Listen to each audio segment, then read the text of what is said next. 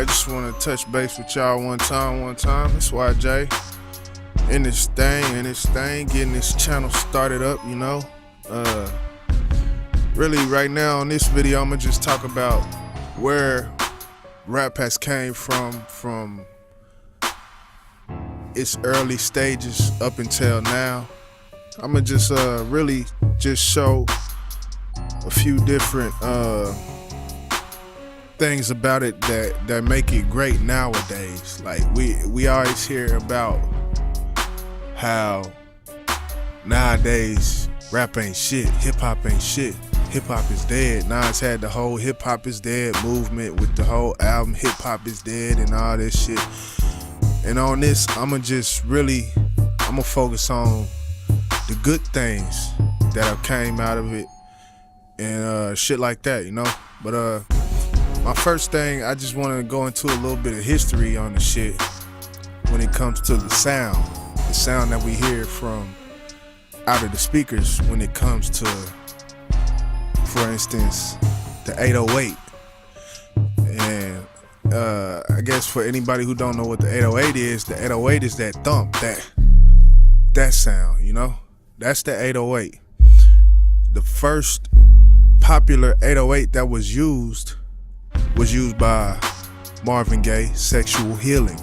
That was a TR Roland 808 drum machine that was made off of. Now when that piece of equipment came out, it was 1978, or it may have been a little bit earlier or later, Mas o Menos, but and Sexual Healing came out, I think 79, somewhere around there, I don't know.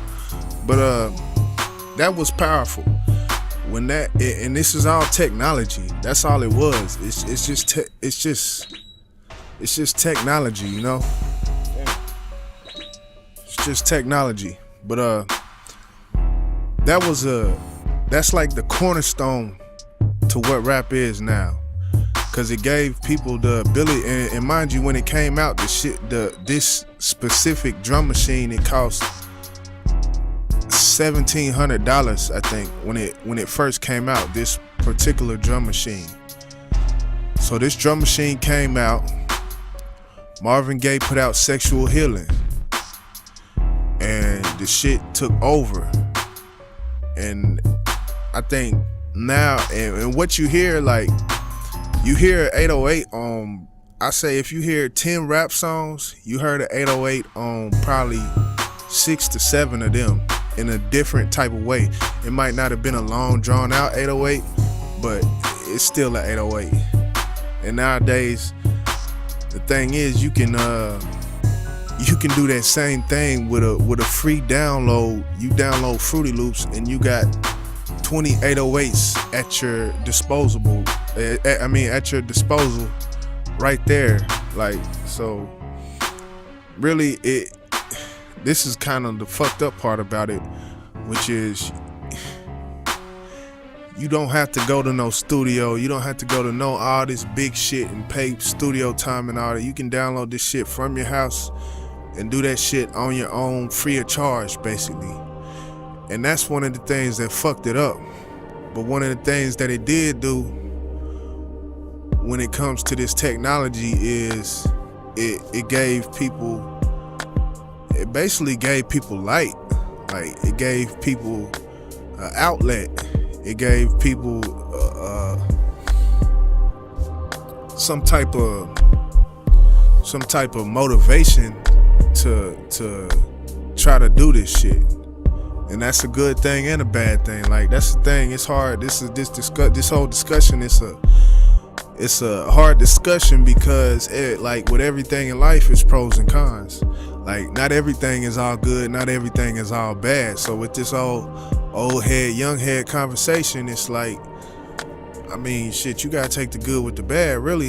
Cause shit, I mean, real talk. And like, when it comes to the lyrics of the shit, you gotta think, when it comes to the lyrics, what's the Sugar Hill, what you hear is not a test, I'm rapping to the beat.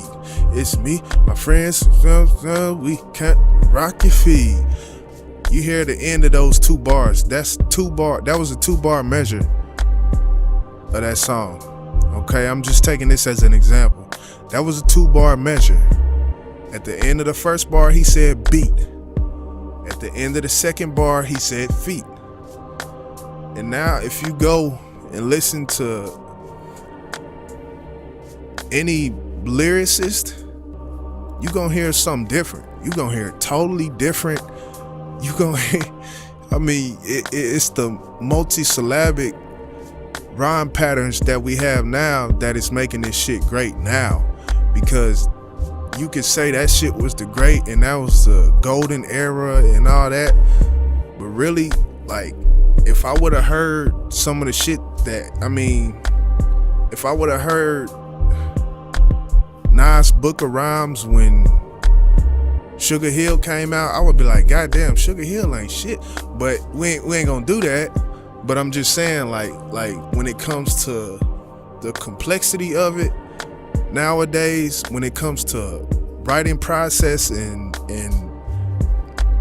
how much people are cramming in their, I'm not talking about this commercial shit. I'm talking about lyricists, like how much a person can cram into a bar and the level of creativity. The shit is off the charts nowadays, and that's one of the reasons I'm doing this videos, cause that's what I cape for, you know. That's what my whole motive is when I'm on this shit, when I'm doing music, is I'm trying to push the bar higher. You know, they jumping, they keep doing these jumps and relay.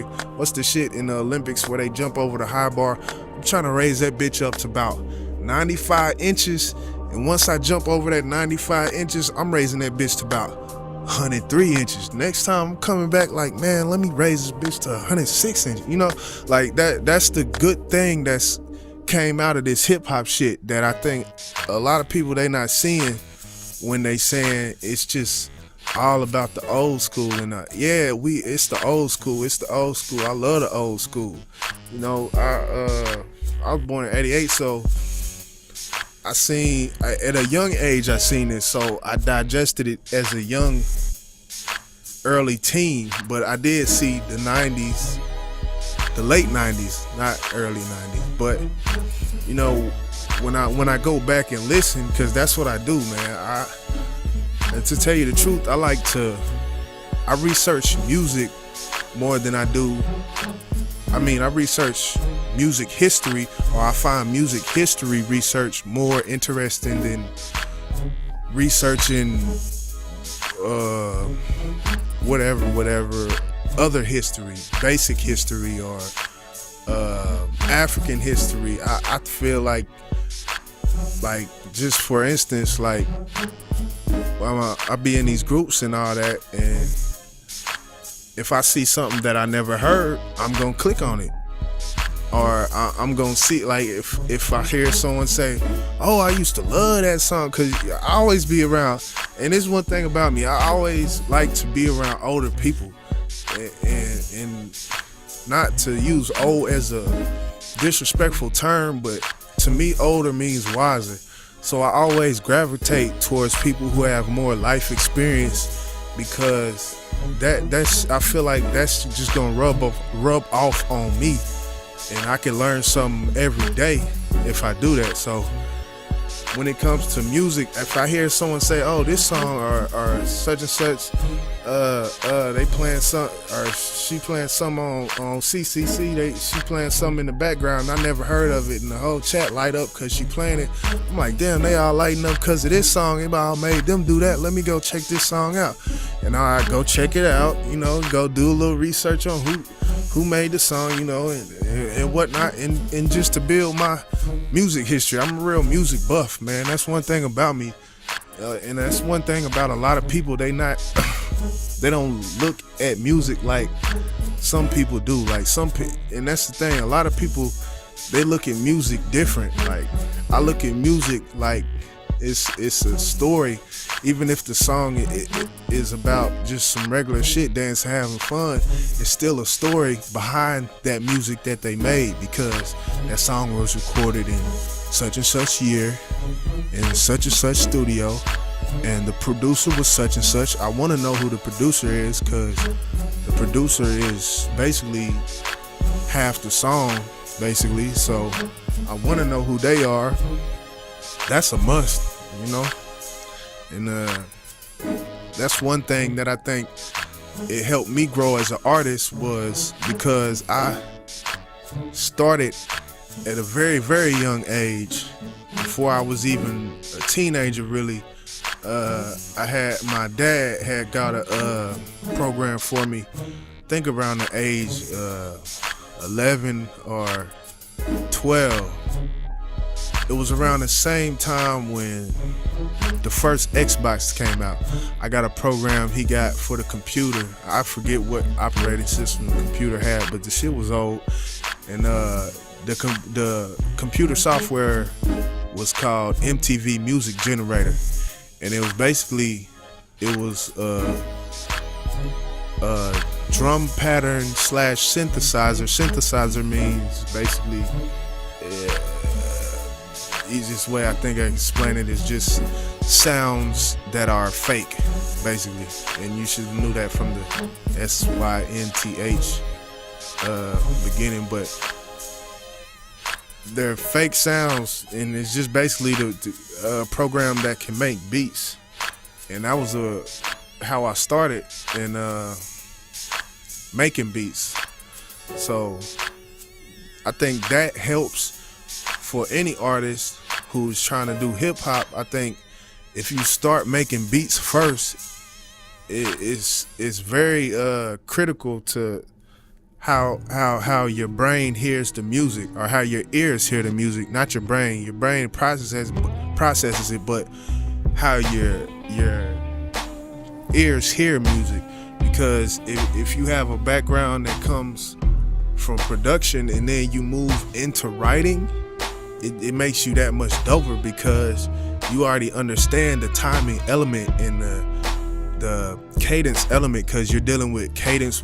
Every time you're using the synthesizer and you start from scratch, you gotta basically come up with a cadence starting from zero.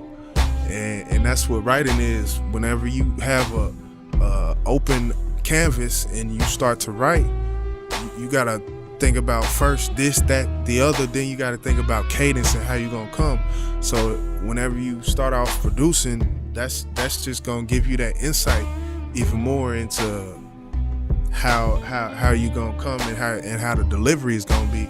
And overall it just helps you, you know. Thank everybody for subscribing, the people that have, and if you haven't, then go and hit that button down there. I'm gonna keep on dropping this shit off, man, sharing what information I do know off the top of my head, and I'm gonna gather more and try to just have fun on here, man. I feel like for the real music heads who enjoy music and enjoy the dialogue about music, I think this channel is gonna be it's gonna be great, man. And this hashtag Hometeam shit, man, we gonna keep on riding on this shit, man. Shouts out to Shoes, man. This nigga doing this goddamn thing, man. We gonna rock out like that, man. I'm gonna keep on coming with it. Chapter 4 is coming. It's coming. It's coming. Don't worry, you know, it's on the way. But yeah, man. Shouts out CCC. Shouts out Majestic, Melenated Agenda. Shouts out everybody, man. It's hashtag Hometeam over here. Shit ain't gonna stop, man. It's the fam, man. Real talk, man. And that's one thing I really appreciate, man, is being able to jump in on something and the shit start to grow and expand. I'm just trying to help it, you know.